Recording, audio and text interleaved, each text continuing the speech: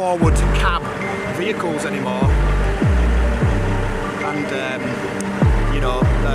these don't really have much of a comfort zone, so I think that's why you can't legally use them on the roads in the US unless you have some sort of like special,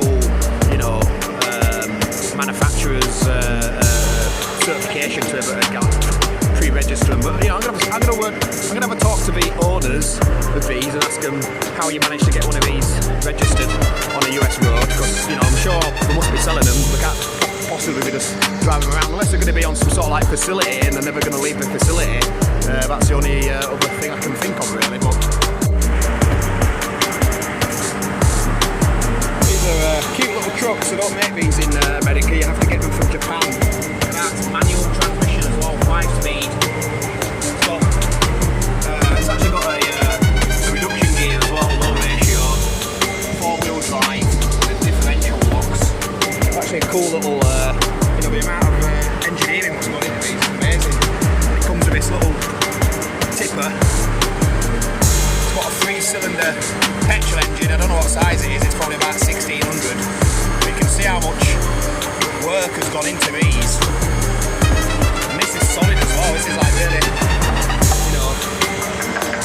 strong metal basically, heavy duty. You can see there, this is the transmission. Got a 3-cylinder engine under there as well. Little hydraulic pump for the tail lift. Got differential locks on the back. Transfer case, ABS. Yeah, nice little cute trucks. Get a little light on the back and everything. This tips right up. And then you can bring it down as well. Amazing. Like I said, there's different ones. These have got the heavy duty tipper body on. I had to really be careful with the height on these, because this extra piece here gives it about an extra 6 inches. So when you're stacking them all up, that's everything between being too high and not too high. Really what we should have done was undo these bolts here and all in the inside in there, and then they could have wrapped these up in bubble wrap, and then they could have put them all in one of the vehicles. Same with the with the ladder rack things on the back of those ones. They're held in with 4 bolts. I was almost thinking to take them off, but these are brand new cars. I didn't want to scratch the beds. But really, I'm going to talk to the people. I'm going to tell them if they order another 10, they should get the manufacturers to wrap all this up in bubble wrap, because it took a hell of a long time to load it all, get it all right. And they handle really well as well. I drove them. This is a short cab. There's also a slightly bigger cab as well, where the seat can go back a little bit further, but there's plenty of room in here when you're inside. It's got an airbag. And I like the fact it doesn't have an immobiliser on the key either, so it's brilliant. Less things to go wrong. Manual window winders. These little things will last for years. I think Suzuki did a variant of this. It was called a Suzuki Super Carry, and there was also the Bedford Rascal vans as well, which was pretty much the same design, and they're called Sooty vans, also known as Sooty vans from Sooty and Sweep, because they used to drive around in a little camper van version, and that was a Bedford Rascal van. Some of them are automatic as well. They've all got 4-wheel drive. They've all got locking differentials. But this one's probably my favourite, with the bed on it. Yeah, definitely. But as you can see there, you've got the extended cabs. They're pretty cool as well, actually. But we get a shorter bed. I don't think that bed would fit on that, because I think they sacrifice a little bit of the bed length for the bigger cab. And also that's got a high roof as well. As you can see, it's got like a little bump on the roof. These ones have got the standard roof, but like I says, once you sit inside it, you've got plenty of room. I wouldn't want to do cross-country driving in it, but wheels are tiny. 12-inch wheels on it. The tyres can only hold 800 pounds. 990 pounds each. So I don't know what the payload is. It says on here.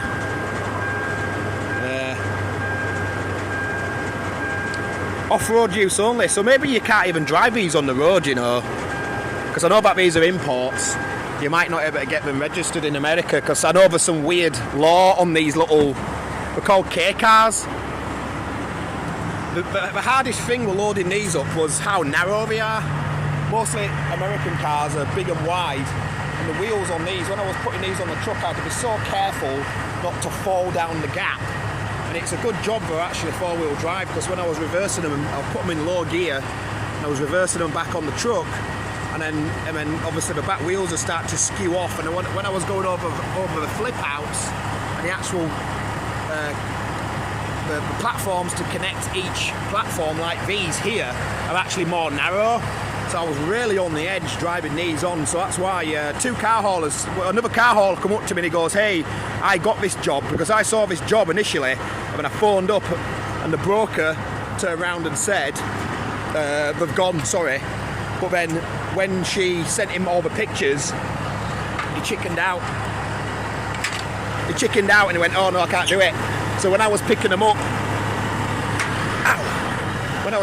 from the port, the guy who booked these already went, oh, he goes, I got them, but I turned them down because it was just too much, because the thing what he really didn't want to do was this one on the back, which this is a refrigerated fish van.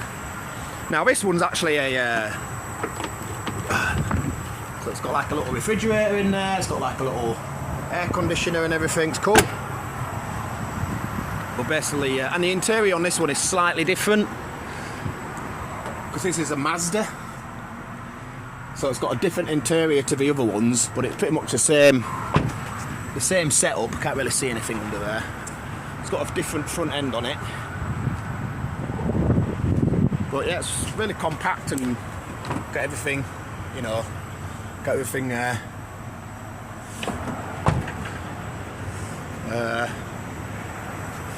I've had to lower the beds on these ones because literally space was that tight. Luckily I managed to get all the beds down so I can get it in right there. Otherwise this would have had to be at a higher up angle, and I had to actually flip that one round. I had it the other way around. I had it like pointing the other way, and the end was too high. I tried to jig this round. I flipped this one round to see if I could put it on that. It was still too high, so I had to take that off, move up, take that off, spin it around, put it back on, lift it back up, put this one back that way around, and luckily managed to shift everything around and get it to fit just right.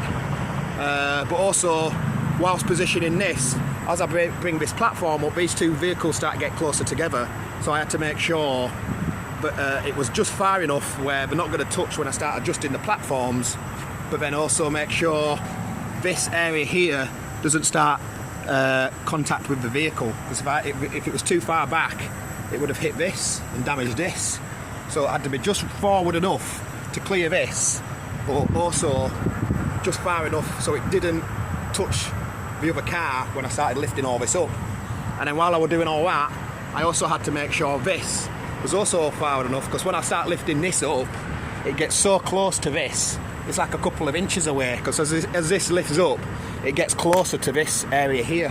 So there's a lot of planning involved to get this to fit right, and you've got to do all this prior to putting them all on. So you've got to visualise where all the vehicles need to go, the highest points, and put them all on in the right order, because obviously you're stacking them up top level first before you do the bottom level. So you're going to make sure you put them the right way around, because if you don't put them the right way around, or if you put them the wrong way around, sorry, then the highest points will be too high up, and then when you put the vehicles underneath, they'll all be too high up in the air. So if you ever need to stack 10 of these little Daihatsu super carry things, especially if you've got a refrigerated one, because that one really screwed me up, because if that was a normal one, it'd have been a lot easier. I could have just put the cab facing forwards, and that would have been down a lot further. So yeah, refrigerated one plus 9. That's actually a Mazda something, I can't remember what it's called, but these are Daihatsu Hi-Jets, and if they basically were 10 of those, it'd have been easier. But with a refrigerated one, it changed the game a lot, basically, on the planning of how all the vehicles had to go on.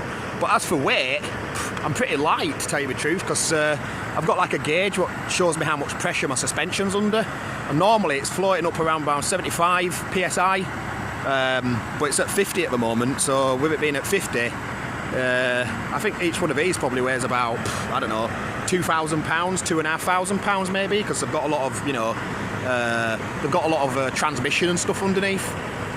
I'll just show you this one here. You can see how much transmission this has got. It's all little micro, you know, mini. You can see a better one here. Hold on. It's all like miniature version of a larger vehicle, basically. You've got little axles, little transfer case. That's your transmission there. Your engine there. It's a 3-cylinder engine, and you've got another little differential there as well. Like I said, it's all differential locks. So, cool little cars. I think if I made them a little bit bigger, they'd be a little bit more useful.